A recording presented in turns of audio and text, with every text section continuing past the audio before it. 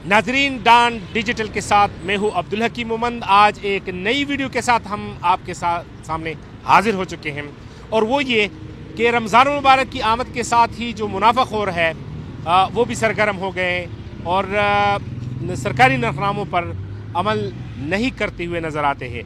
लेकिन दूसरी जानिब जो इंतज़ामिया की जानिब से इक़दाम उठाए जाते हैं वो भी हमारे सामने हैं, और इंतज़ामिया की कोशिश रही है कि किसी न किसी तरीके से जो सरकारी नरखामे इनको मिले हुए होते हैं, चाहे अशियाई खुर्दनोश हो, गोश्त हो, चिकन हो, तो उस पर अमल दरामद हो। लेकिन ये सिर्फ इंतज़ामिया की ज़िम्मेदारी नहीं, बल्कि जो शहरी है, जो दुकानदार है, उनकी भी ये ज़िम्मेदारी बनती है कि वो भी एहसास रखे और जो नरखनामे इनको मिले कम मुनाफा रखे, ताकि गरीब लोगों का भी कुछ न कुछ भला हो और इस रमज़ान मुबारक में उनको भी खाने पीने की जो है मौक़े मुहैया हो।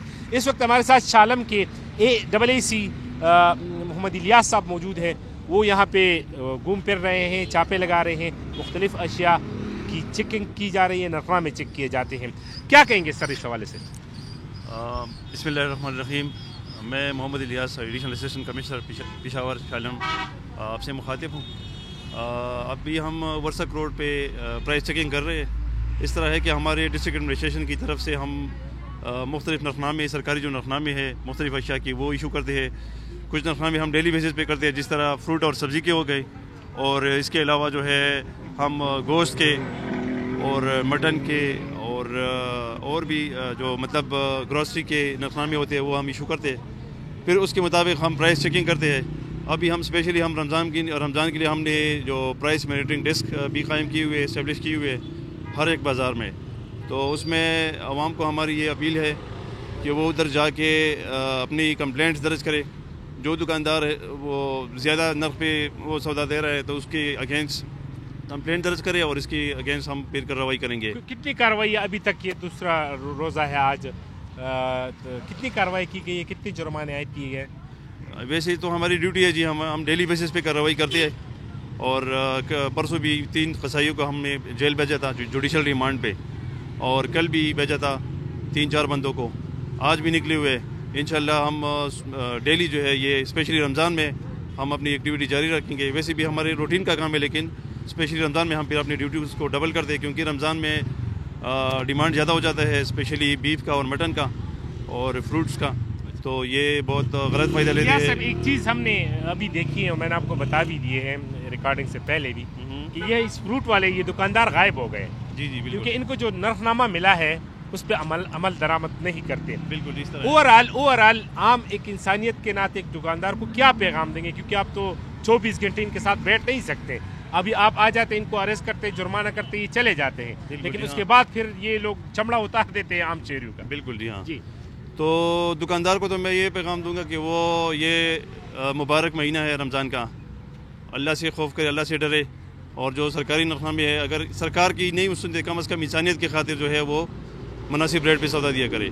और आवाम से मेरी ये अपील है कि हमारे जो यहाँ पे हमने प्राइस मॉनिटरिंग डेस्क कायम की हुई है, एक वहाँ पे भी वो शिकायत दर्ज कर सकते हैं। उसके अलावा हम आपको एक नंबर दिखा दें, आप स्क्रीन पे दिखा दें, DC ऑफिस का एक कंप्लेंट नंबर है, व्हाट्सएप नंबर है, उस पर आप सिंपल एक कंप्लेंट कर सकते हैं और दुकानदार का नाम बता सकते हैं कि फलान दुकानदार जो है वो हमें सौदा ठीक नहीं दे रहा। फिर वो वहाँ पे कंट्रोल रूम बना हुआ है DC ऑफिस में, वो फिर कंसर्न जो AC होते हैं तहसील, जो अपनी तहसील में, वो मतलब वो कंप्लेंट्स फिर फॉरवर्ड कर देते हैं, उसकी अकॉर्डिंग हम फिर वो एक्शन ले लेते हैं। शुक्रिया, बहुत शुक्रिया, बहुत शुक्रिया।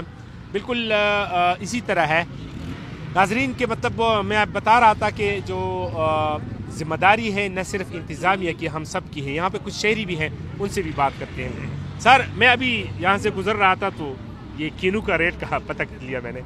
तो सरकारी नरखनामे में रेट है 140 रुपये 2 नंबर, और 1 नंबर की 290 है। अभी मैंने उनसे पूछा भाई ये कितने का है दर्जन, तो वो मुझे बता रहे थे कि ये 250 का। मैंने कहा भाई आपको नरखनामा 140 का मिला, क्यों अमल दरामद नहीं करते?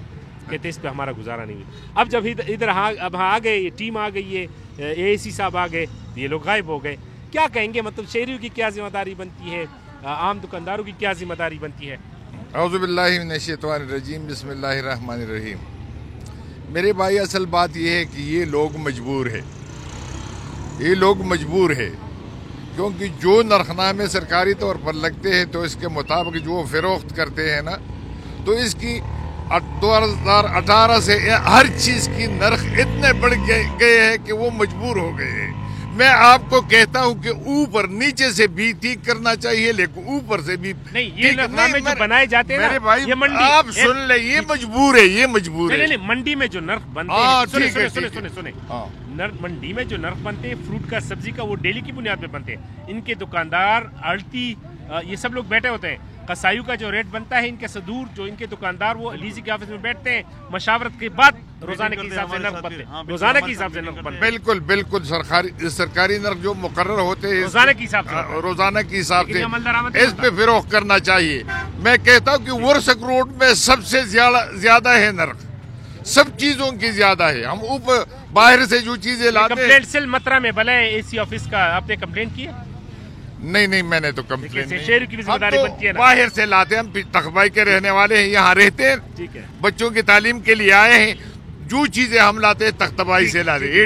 شکریہ سر، شکریہ۔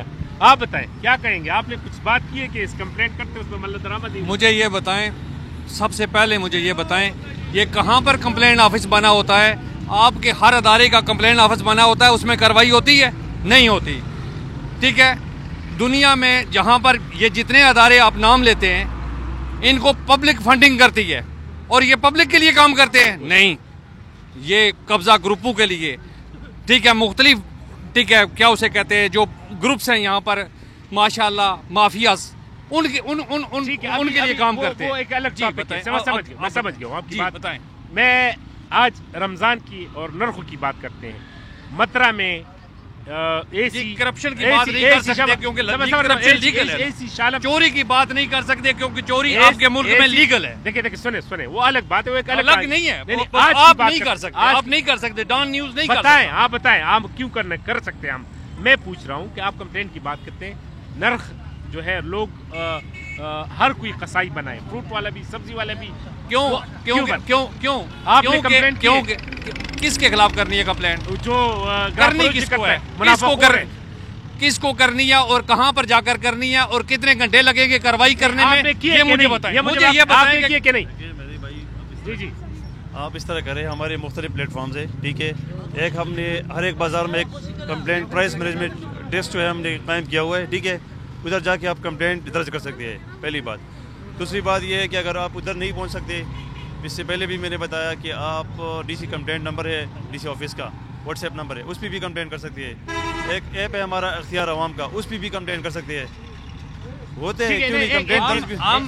ایک منٹ بھائی صاحب، آپ میری بات سنیں، مجھے یہ بتائیں، آپ میری بات سنیں، ٹھیک ہے۔ اس کمپلینٹ پر، جو کمپلینٹ آپ جا کر رجسٹر کرتے ہیں، اس پر کتنے مہینے لگے گے کارروائی کرنے میں؟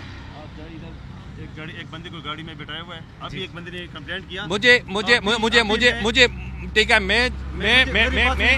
میں جہاں پر رہا ہوں نا، اور میں جہاں پر پیدا ہوا ہوں نا، ٹھیک ہے، ہمیں فلان جگہ پر نہیں، ہمیں اسی وقت ہم آرڈر کرتے ہیں، فون کرتے ہیں، ادھر کھڑے ہوتے ہیں، محکمہ 2 منٹ میں آتا ہے، ٹھیک ہے، اسی وقت جو ہے نا اس کو جرمانہ جو کرنا ہوتا ہے کر کے پھر جاتا ہے۔ یہاں پر ٹھیک ہے، فلان جگہ پر جا کر کمپلین کرتے، ٹھیک ہے، پھر اس کے بعد اس کے پتہ نہیں کتنے کہاں پر لیں گے، اس کے بعد اس کو تولا جائے گا، اس کے بعد برابر ہو جائے گا۔ آپ میری طرف متوجہ ہو، میری بات سنیں۔ نہیں بھائی، مجھے نہیں کہنا میں پاکستانی نہیں ہوں۔ ٹھیک ہے، میری بات سنیں، آپ کی تمام باتیں میں مانتا ہوں، صحیح ہے۔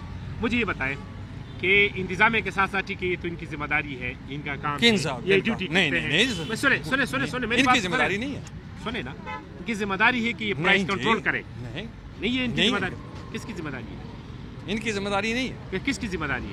مجھے نہیں معلوم یہ کیوں امپلائی کیے گئے ہیں، ان کا کیا مقصد ہے، لیکن ان کی ذمہ داری ہے۔ اگر ان کی ذمہ داری اگر ہو تو اس طرح نہ ہو۔ شہری کو کیا پیغام دیں گے کہ مطلب یہ جو لوگ گرام فروشی کرتے ہیں اس کو کیا کہیں گے؟ کس کو؟ میں منافع خوری کرتے، گرام فروشی کرتے، میں تو بہت سارے پیغام دے چکا ہوں، تقریباً 8-10 سال سے میں مرے ہوئے لوگوں کو کیا پیغام دو گے؟ میں نہیں دیتا۔ بڑی مہربانی، شکریہ۔ بالکل جی، بھائی ہے، گلے شکوے ضرور رہتے ہیں، لیکن اتنا میں کہوں گا کہ انتظامیہ اپنی طرف سے جو کارروائیاں کرتی ہیں، گرفتاریاں، جرمانے بھی لگتے رہتے ہیں، اپنی طرف وہ ایک کام ہے ان کا، ان کی ڈیوٹی ہے، وہ کریں گے یہ لوگ۔ لیکن بحیثیت شہری، بحیثیت مسلمان، کیا ہم یہ سوچتے ہیں کہ کہ منافع خوری، ذخیرہ اندوزی اور بالخصوص رمضان المبارک کے اس بابرکت مہینے میں، تاکہ غریب لوگوں کی تکلیف ہو، غریب لوگوں کو خرید نہ سکے، بلکہ کبھی کبھی تو ایسے محسوس ہوتا ہے کہ جو متوسط طبقے کے لوگ ہیں یا مالدار لوگ ہیں وہ بھی خریدنے کے قابل نہیں رہتے. تو ذمہ داری انتظامیہ کی بھی ہے کہ پرائس کنٹرول ہو، اور جو دکاندار ہیں، چاپڑی فروش ہیں، ان کو بھی چھری تیز نہیں کرنی چاہیے، اور اس رمضان المبارک میں اور عموماً بھی بالخصوص وہ ریٹ کم منافع رکھنا چاہیے تاکہ عام شہریوں کو، عام لوگوں کو بھی فائدہ ہو.